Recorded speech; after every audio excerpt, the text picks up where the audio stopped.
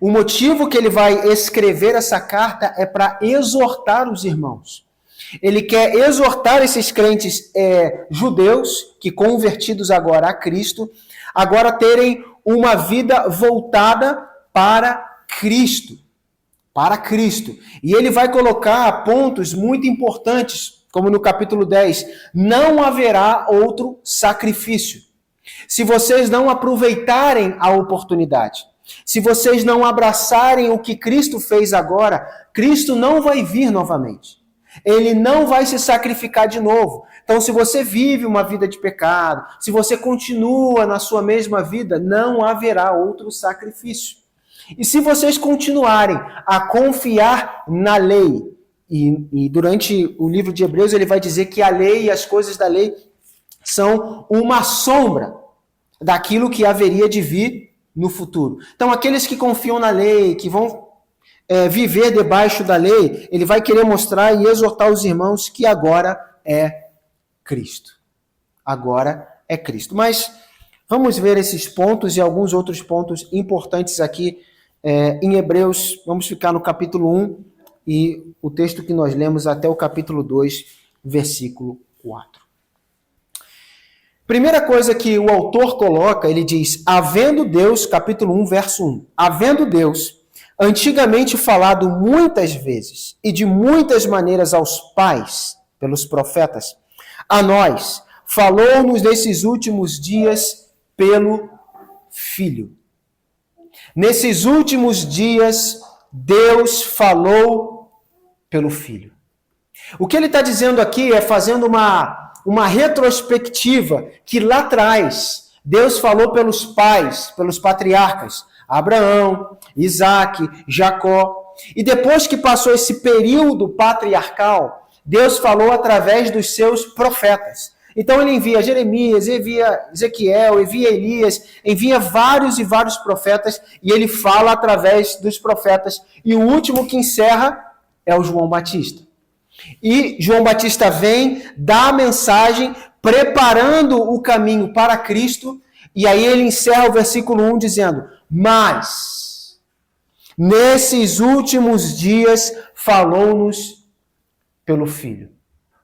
Então aí vai uma mensagem e uma palavra para aqueles que confiam no Antigo Testamento, para aqueles que querem viver debaixo da lei, debaixo do Antigo Testamento, aqueles que querem trazer o Antigo Testamento para a época presente, aqueles que querem pegar as bênçãos lá do Antigo Testamento e colocar as bênçãos para o povo hoje. Aqueles que querem pegar a lei do Antigo Testamento e colocar para a lei hoje. O texto é claro que nesses últimos dias Deus fala através de Cristo.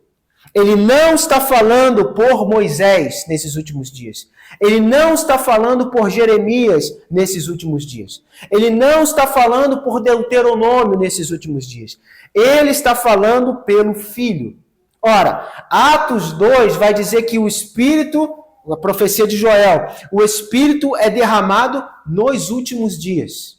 Então todos querem pegar esta palavra e fazer parte disso. Não, nesses últimos dias, nós estamos nos últimos dias e Deus está derramando do seu Espírito Santo nos últimos dias. Amém. Mas também nos últimos dias Deus fala pelo Filho. Ele não está falando pela lei e nem por nada desse tipo. Agora, o mais importante, ele vai descrever aqui Jesus, o Filho. No capítulo 1, no versículo 2, ele diz que foi Cristo quem fez o mundo. Quem fez o mundo? Está aqui escrito, Cristo. A quem constituiu o herdeiro de tudo, por quem fez também o mundo.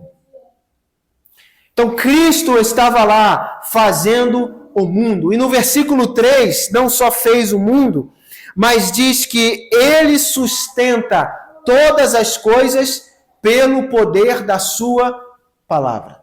Então, não só criou todas as coisas, mas mantém as coisas no seu devido lugar. Por que que o sol continua no seu devido lugar, brilhando todos os dias? É pela palavra de Cristo. Por que que a planta, ela cresce, uma árvore, dá os frutos, nós comemos? Pela palavra de Cristo. Por que que você não sai vagando por aí, sem destino nenhum, flutuando como se não houvesse gravidade? É pela palavra de Cristo.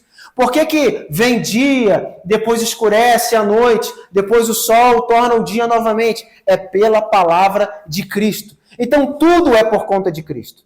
Tudo é Cristo. Por isso que a palavra a ser obedecida principal não é Moisés, não é Jeremias, é a palavra de Cristo.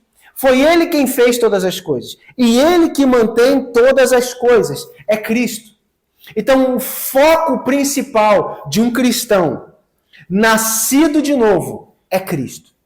O triste é que muitos falam de Cristo, confessam a Cristo, têm o perdão dos pecados através de Cristo, mas estão voltando a Moisés para seguir Moisés. Mas quem perdoa os pecados? É Moisés? Quem perdoa os pecados é a lei? Quem dá um novo nascimento é o Deuteronômio? Não, é Cristo. Cristo dá a nova aliança. Portanto, se perdermos hoje o Antigo Testamento e só ficarmos com o Evangelho e com a palavra de Cristo, seremos salvos. Seremos salvos.